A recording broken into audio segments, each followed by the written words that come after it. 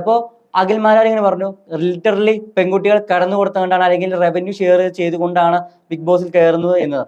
ഇങ്ങനൊരു നിലപാട് ഒരാൾ അല്ലെങ്കിൽ ടൈറ്റിൽ വിന്നർ, അത് അവിടെയാണ് ഏറ്റവും പ്രാധാന്യമുള്ളത്. ടൈറ്റിൽ വിന്നറായി നിൽക്കുന്ന ഒരാൾ ഇങ്ങനെ ഒരു നിലപാട് നടത്തുന്നത് അതിൽ എത്രത്തോളം കഴമ്പുണ്ടെന്നാണ് പറയുന്നത് കണ്ടസ്റ്റന്റ്. അയാളുടെ വിശ്വാസത്തിൽ എന്തെങ്കിലും ചെയ്ത് കാണിച്ചവൻ പറഞ്ഞു കഴിഞ്ഞാൽ അത് ആളുകൾ വിശ്വാസതയിൽ എടുക്കുന്നുള്ളതാണ്.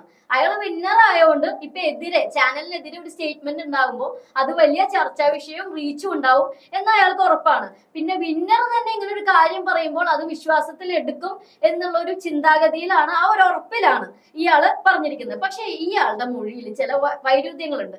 ഇപ്പൊ ഒരു സ്വകാര്യ ചാനൽ പ്രവർത്തകൻ അയാളെ വിളിച്ച് ഇന്റർവ്യൂവിൽ ഇരുത്തിയ സമയത്ത് ഇപ്പോ മോശമായിട്ട് ഏഷ്യനെറ്റിൽ നിന്നും പെരുമാറിയ ആ ഒരു ഉന്നതന്റെ പേര് രണ്ടാൾക്കാരുണ്ടെന്ന് പറഞ്ഞു.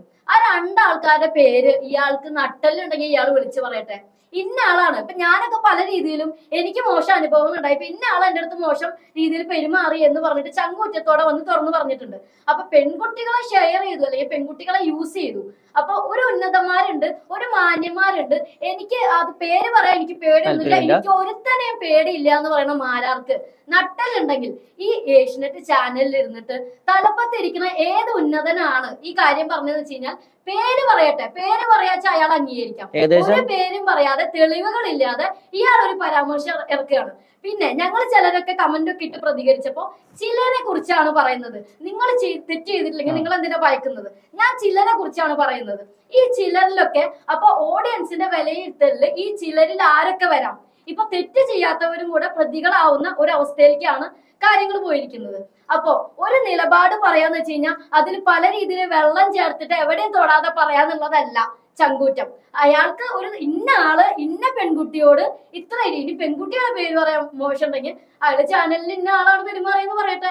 അത് പറയാൻ അയാൾക്ക് ചങ്കൂറ്റം ഇല്ലാത്തടത്തോളം കാലം ഇങ്ങനെ ഒരു സ്റ്റേറ്റ്മെന്റ് സ്ത്രീ വിരുദ്ധ പരാമർശം ആയിട്ട് ഒരു ടോക്സിക് ആയിട്ടുള്ള ഒരു രീതിയിലാണ് അയാൾ നടത്തിയിരിക്കുന്നത്. എന്റെ ചോദ്യത്തില് ഈ പറയുന്ന മാരാർക്ക് 2 പെൺകുട്ടികളുണ്ട്.